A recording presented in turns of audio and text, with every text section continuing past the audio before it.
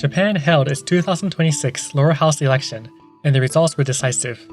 The ruling Liberal Democratic Party secured a two-thirds supermajority in the House of Representatives, powered in part by Prime Minister Takaichi's high approval ratings. Meanwhile, the main opposition bloc suffered significant losses. In many ways, this brings the LDP back to the level of parliamentary dominance it enjoyed under Shinzo Abe in 2017 and Fumio Kishida in 2021. But this time, the scale of expansion is unprecedented in the post-war era. There are already plenty of videos framing this as a straightforward LDP victory. In this video, I want to go deeper. We'll look at how the lower house works, the major policy debates during the campaign, the detailed results by party, and the rise of some unexpected political forces. And then we'll step back and ask a broader question. What do these results tell us about the direction of Japanese democracy? Because while this election was decisive, it may also reveal something more structural about where Japanese politics is heading. Before diving into the results, let's briefly review how Japan's lower house works. In Japan's parliamentary system, control of the House of Representatives determines the Prime Minister. Whichever bloc secures a majority effectively chooses the country's leader. The lower house has 465 seats, 289 are single-member districts where only one candidate wins. 176 are proportional representation seats where voters choose a party list.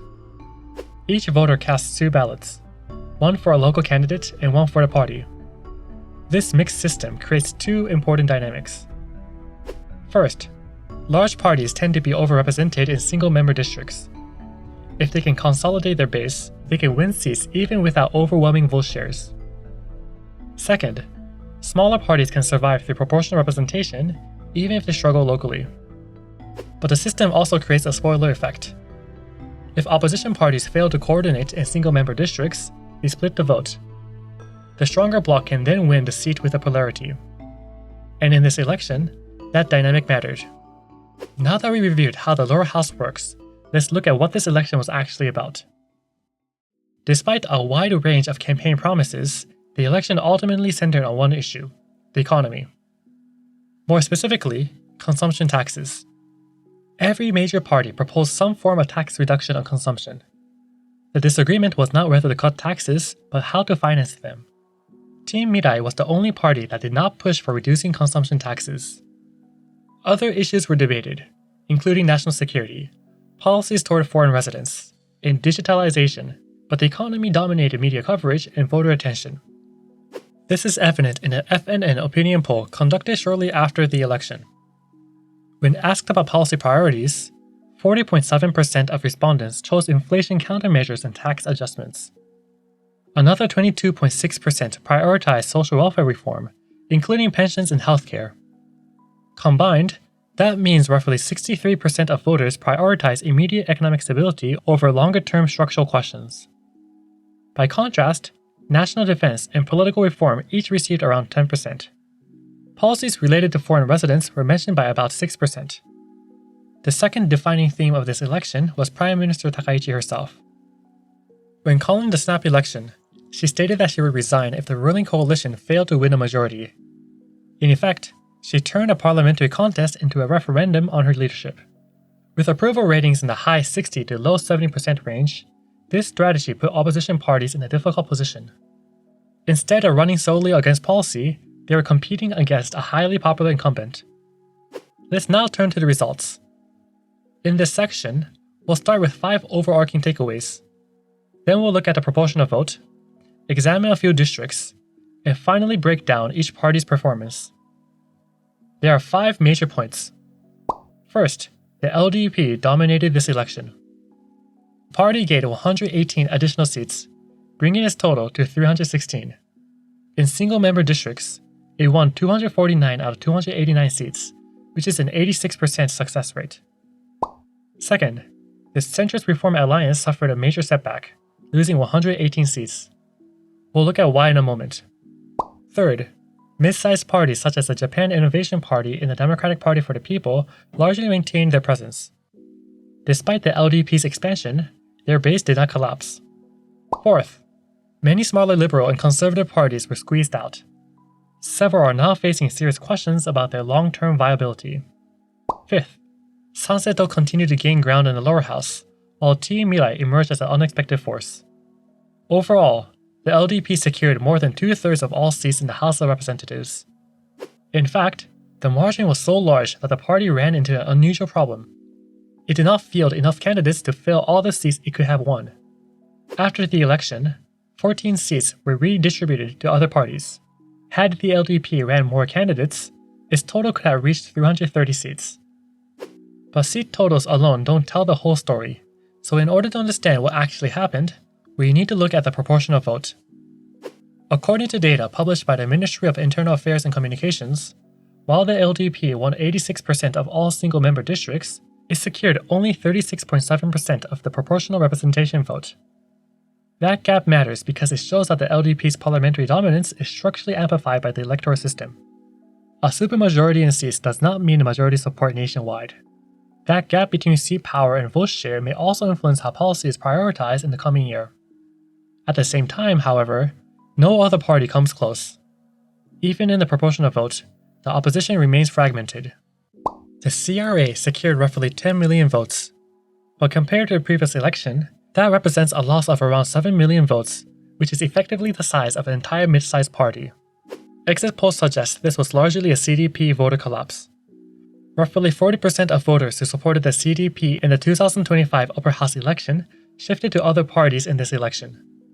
That kind of volatility is politically destabilizing. Another notable party is Team Mirai. The party secured 3.8 million proportional votes, outperforming smaller establishment parties such as the Japanese Communist Party and the Reiwa Shinsengumi. The Social Democratic Party, meanwhile, appears to be the largest proportional loser. Now let's return to single-member districts, because this is where the mechanics of the system become clear. The spoiler effect played a visible role, and it hurt both the LDP and the CRA in different districts. Let's take a look at Tokyo's 19th district. If you combine the votes of the CRA, DPFP, and the JCP, they would have exceeded the LDP's total. But Sanseito captured roughly 13,000 votes, fragmenting the conservative bloc as well. A similar pattern appears in Tokyo's 30th district. The combined CRA and DPFP vote could have surpassed the LDP. Yet the Sanseito secured around 20,000 votes, enough to change the outcome. Taken together, these numbers reflect elevated expectations for the LDP. Prime Minister Takaichi's approval ratings, consistently in the high 60s, gave the party a structural advantage from the beginning. Her promise of a responsible expansionary fiscal policy, combined with a hawkish stance on national security amid increased pressure from China, likely consolidated both economic and security-focused voters. The situation for the CRA was far more complicated. Reports indicate that former Komeito voters largely stayed with the CRA. The real collapse appears to have come from former CDP voters.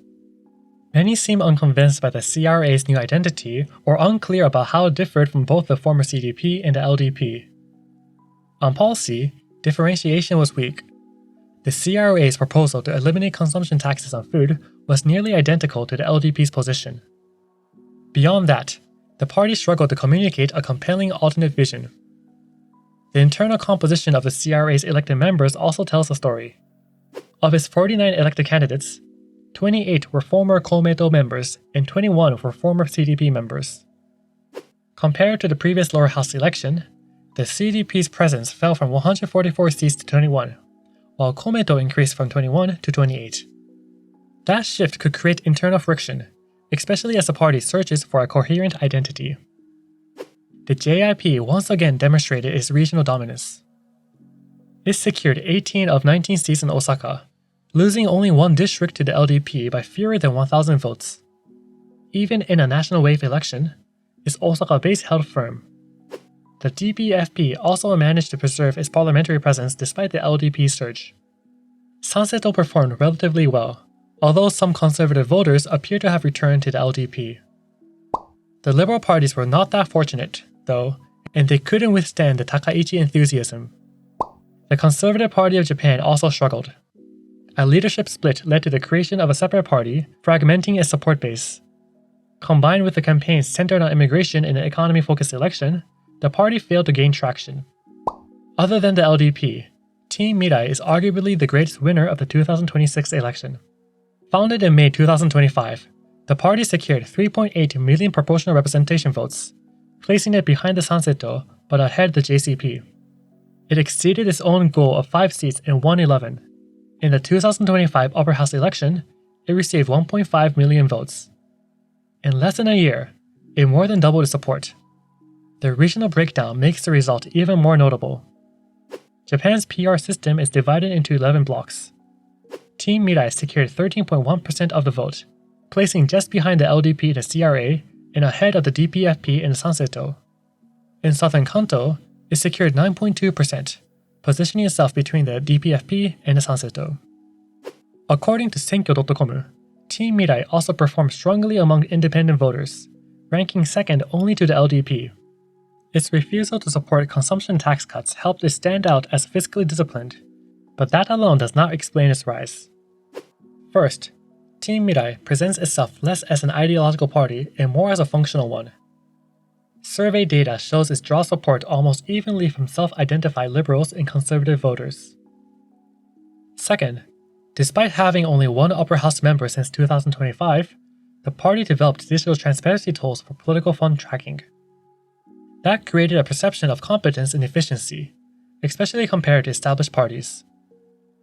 Third, its leadership base, which includes AI engineers and former consultants, signals technical expertise rather than traditional career politics. Team Mirai appeals to voters tired of partisan conflict, positioning itself as a platform willing to work with any party on digital transformation. In that sense, its strength lies in positioning itself as a utility platform rather than a movement.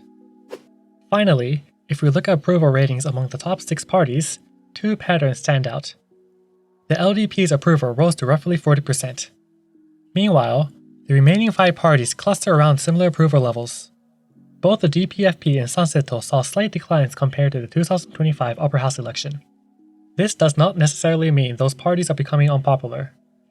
It just suggests that voters now see more viable alternatives, which seems to be the LDP under Takaichi and Team Mirai. So what does this mean for 2026, for Japanese politics, and for Japanese democracy? As we discussed earlier, although the LDP dominates parliament, its total vote share is roughly around 25% of all ballots cast. In other words, a majority of voters did not directly support the LDP despite its supermajority. Prime Minister Takaichi now has the numbers to push through defense and economic legislation. But that does not mean that there are no constraints because there are 2 potential deterrents. First, the global market. Investors respond to fiscal data, not political popularity. If expansionary policies raise concerns about debt sustainability, market pressure could quickly become a limiting factor. Second, the LDP itself. It is a catch-all party with significant internal ideological diversity. Not all members share Takaichi's conservative priorities. A large majority also increases the risk of factional friction. In that sense, the JIP may end up functioning as a policy accelerator of the Takaichi administration, much like its campaign slogan suggested. Its dominance in Osaka remains strong, but its limited expansion outside the region raises long-term questions. If the party continues collaborating closely with the LDP for several years, it is not impossible that its national identity will gradually weaken. In that scenario, the JIP could evolve into something closer to an Osaka-based faction aligned with the LDP rather than a fully independent national force. The CRA faces a structural identity problem. Formed in January 2026, the CRA looked less like a coherent political vision and more like a tactical merger designed to consolidate votes. By distancing itself from the CDP's original platform, it blurred its ideological identity at precisely the moment clarity was needed. The decision not to fully merge in the upper house further reinforces uncertainty, leaving open the possibility of continued internal fragmentation and raising doubts about the party's long-term cohesion. The party replaced its leadership just 1 week after a severe electoral defeat. According to a Mainichi Shimbun survey, just 14% of respondents said that they have high expectations for the CRA's new leader. For a party attempting to redefine itself, that is a limited base of public enthusiasm. After losing roughly 70% of its seats, the party now faces a difficult strategic choice: return to the core values of the former CDP, or reposition itself toward the center in cooperation with Komeito. The challenge is that ideological repositioning during a period of electoral collapse can create even more uncertainty. If the CRA moves closer to the center while the DPFP remains stable, the DPFP could emerge as a more consistent alternative within the opposition. Labor unions already maintain relationships with both the CDP and the DPFP. Over time, this raises a possibility of realignment, whether through informal coordination or a more formal consolidation of the Democratic camp. As the CRA redefines itself and Prime Minister Takaichi maintains high approval ratings, the broader liberal bloc becomes fragmented. Center-left voters now have to decide between the CRA and parties that sit further left on the ideological spectrum, which are the JCP, Reiwa, and the SDP. Whether moderate center-left voters consolidate around a new alternative or continue fragmenting will be one of the key structural questions for Japan's opposition politics going forward. Team Mirai's rise also suggests something deeper. Some voters appear to be looking for politics without the noise. Less ideology, less factional branding, more practical policies that affect daily life. To an extent, it may even reflect political fatigue. Not apathy in the sense of disengagement, but indifference towards partisan identity. And finally, Japanese politics is becoming more populist. Unfortunately, oshikatsu, or supporting your favorite idol, has entered politics. Prime Minister Takaichi has become a political idol figure for many supporters. Much of the current enthusiasm is driven by momentum and image rather than legislative achievements. Though to be fair, she has not yet had the time to fully implement her agenda. Looking ahead to 2026, Japan will likely see major legislation on security and foreign residents. Constitutional reform will likely be pushed. Expansionary fiscal policy, tax, and spending bills will dominate the diet. All these policy battle matters, but they are taking place within a much larger structural constraint. Former Prime Minister Kishida repeatedly warned that the early 2030s represent Japan's last workable window to reverse demographic decline. After that, the shrinking work-age population makes structural recovery far more difficult. Prime Minister Takaichi's term now extends into that same period. In other words, this administration may be governing during the final period in which long-term demographic decline can be meaningfully combated. However, it also seems like the decline is unstoppable, as it was reported that Japan recorded around 700,000 births in 2025, which includes foreign residents. I'm eager to see how Japan will change under Prime Minister Takaichi, and I'm excited to see how increased party diversity will help Japan further develop, but these changes came too slow. Much of today's political debate remains focused on immediate pressures, inflation and short-term fiscal relief. The discussion on security is very important, but there has been little sustained debate, and even fewer concrete solutions, on labor market dualism, pension sustainability, child care system redesign, or structural governance reform. These are institutional issues that shape long-term demographic and economic outcomes. This election suggests that the current political incentive structure rewards short-term responsiveness more than long-term institutional redesign. Whether that model is sustainable, given Japan's demographic trajectory, remains an open question. So if you're interested in learning how Japan navigates 2026 and beyond, like the video and subscribe to learn more about Japanese politics.